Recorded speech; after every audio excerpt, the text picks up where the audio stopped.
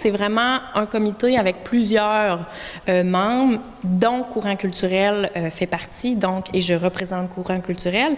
Il y a la Ville de Grande-Rivière qui fait partie du comité. Il y a la Fabrique de Grande-Rivière, le Diocèse de Gaspé, le Réseau en développement social, Rocher-Percé, puis, je ne veux pas oublier personne, le ministère de la Culture et des Communications aussi est là de temps à autre, puis bien évidemment le Conseil du patrimoine québécois, en fait, du patrimoine culturel québécois, oui, c'est ça. D'accord. Puis là, c'est la phase 2 qui s'amorce.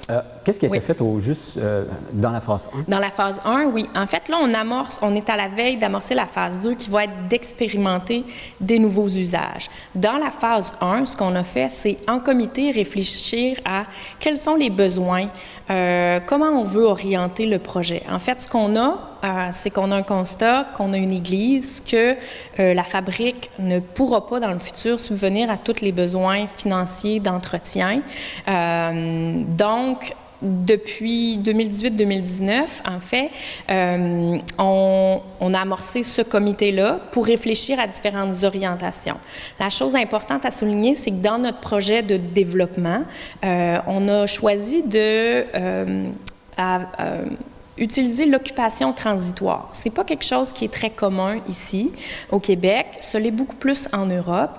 L'occupation transitoire, c'est au lieu de se dire on veut faire une salle de spectacle avec l'église de Grande-Rivière, on fait des plans, on prend l'argent, on fait les rénaux, voilà, nous avons une salle de spectacle. On fait plutôt, à petite échelle, dès maintenant, tester différents usages. Donc, on n'enlève pas les activités du culte, mais on rajoute des activités laïques petit à petit. Puis ça va nous informer sur ce qui marche, qui naturellement a besoin du local et fréquente le lieu. Puis ça va nous informer aussi sur le type de gouvernance qu'on va pouvoir développer. Est-ce que ça va être un modèle coopératif? Est-ce que ça va être un modèle qui va être plus une corporation? Est-ce que c'est une entreprise d'économie sociale?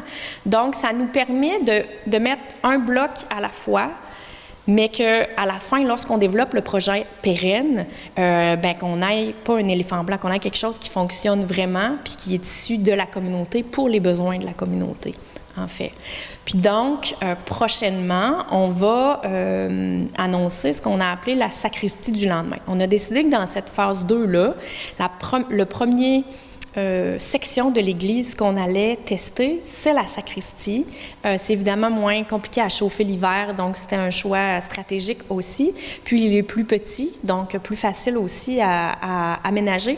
Donc aux activités qui sont déjà en place, donc les activités de la chorale, les séances de prière, les activités liturgiques, on va ajouter des usages. Donc par exemple, le 9 décembre prochain, on a la cérémonie des prix mémoire vivantes. Je pense que Francis Dumont est venu vous parler.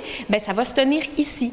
Fait que, quel autre usage on peut ajouter à ça? Est-ce qu'on peut rendre le local disponible pour la tenue d'ateliers d'écriture, d'ateliers de lecture? Est-ce que ça peut être même pour un cours je dis n'importe quoi, là, mais de danse en ligne? On va voir. Ça fait que l'idée, là, ça va être de tester de fixer des paramètres pour être capable que la fabrique soit d'accord et que, bon, est-ce qu'il y a un coût? Comment on fait pour réserver? Ça fait que ça va venir, là, je dirais qu'en janvier, là, ça va être officiellement testé. Puis, je vous dirais que la bonne nouvelle, c'est vraiment un travail d'équipe, hein, ce projet-là. Donc, le Réseau en développement social a récemment engagé Myriam Carbonneau-Giroir, qui va être à 2 jours et demi semaine pour venir appuyer le comité du lendemain. Donc, elle va être chargée officielle. Vous pourrez la rencontrer prochainement, là. Donc, c'est elle qui va porter la démarche, ou en tout cas ce que le comité lui dicte ou l'informe de faire, bien, elle va être là aussi pour informer. Donc, à terme, elle aurait même un bureau ici. Les gens pourraient venir la rencontrer. On souhaite aménager à l'extérieur, là, peut-être pour l'été, certains, peut-être des bancs, ou en tout cas une façon de s'installer à l'extérieur puis de passer un peu de temps pour que ce local-là ici, qui est notre première étape, devienne vivant puis commence à nous informer sur la suite puis quelle autre pièce on passe une après l'autre, en fait. Puis les gens intéressés, ils peuvent vous suivre comment? Oui, en fait, la meilleure façon, c'est de suivre par le site Internet qui s'appelle unlendemainpournotreéglise.com. Ça, là-dessus, on a donc tous les gens qui sont sur le comité, c'est-à-dire on a la liste des gens qui sont sur le comité. On a aussi, il y a une section blog, donc chaque rencontre que le comité fait, il y a un petit résumé. Donc, étape par étape, on bâtit disons, on ajoute sur le site Internet. Puis, je vous dirais qu'ultimement, tous les gens qui sont sur le comité portent la démarche et sont capables de... Donc, si vous êtes vous fréquentez plus la fabrique, vous pouvez vous informer auprès d'eux. Sinon, vous pouvez, moi, à Courant culturel. Ultimement, vous pouvez aussi, c'est ça, passer par moi. Mais sinon, tous les gens qui sont sur le comité portent la démarche aussi. Mais le site Web, c'est là que c'est plus détaillé comme information.